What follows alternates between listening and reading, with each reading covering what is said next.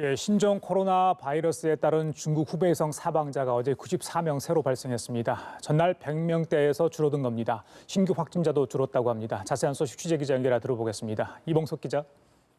네, 신종 코로나 바이러스, 즉 코비드19에 따른 사망자가 어제 발원지인 중국 후베이성에서만 94명 추가됐습니다.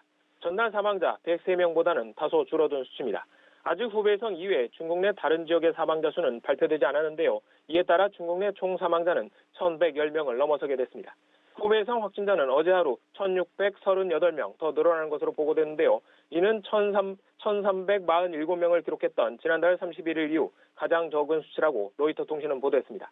또 일일 확진자가 가장 많았던 지난 4일 3,156명의 절반 수준으로 줄어든 겁니다. 전 세계 하루 신규 확진자는 이달 4일에는 4,000명 선에 육박하고 이후 2,000명에서 3,000명 선이었지만 감소 추세를 보이고 있습니다. 전 세계 확진자는 44,000명을 넘었습니다. 일본에 정박 중인 크루즈선에서는 감염자가 39명 추가됐는데요. 여기에는 검역관 1명이 포함됐습니다. 이로써 일본 크루즈 감염자는 총 1,174명, 일본 내 총 감염자는 202명이 됐습니다. 한편 세계보건기구 WHO는 이번 신종 코로나 바이러스의 명칭을 코비드19로 정했습니다. 코로나와 바이러스, 질병을 합친 말에 발병 연도인 19를 붙인 건데요. WHO가 의도적으로 명칭에서 발병 지역을 뺀 것에는 사무총장의 친중국 성향이 반영돼 있다는 주장도 나옵니다. WHO는 또 신종 코로나 백신이 18개월 내에 준비될 것이라고 밝혔습니다. 예, 1차 전세기 편으로 중국 우한에 철수했던 미국인 약 200명에 대한 격리가 오늘 해제될 예정이라고요. 이 소식도 좀 전해주시죠.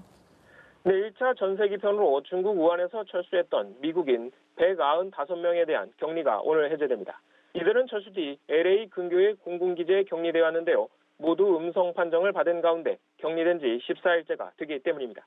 이에 따라 일본 등 다른 전세기 투입 국가들에서도 격리 해제 조치가 잇따를 것으로 보입니다. 다만 우리나라에서 감염자와 마지막으로 접촉한 지 17일 만에 발병한 환자가 나와 최장 잠복기가 14일이라는 기준에 의문이 제기되고 있는 만큼 논란도 있을 것으로 예상됩니다. 이번 사태가 언제까지 지속될지도 세계적인 관심사인데요. 중국에서 2003년 사스 퇴치 영용으로 불리는 중난산 중국 공정원 원산은 이달 중하순에 절정에 달한 뒤 4월에야 끝날 것으로 예측했습니다. 중난산 원산은 앞서서는 절정을 이달 초로 내다봤지만 시점을 늦춘 겁니다. 지금까지 보도국에서 연합뉴스 이봉수입니다.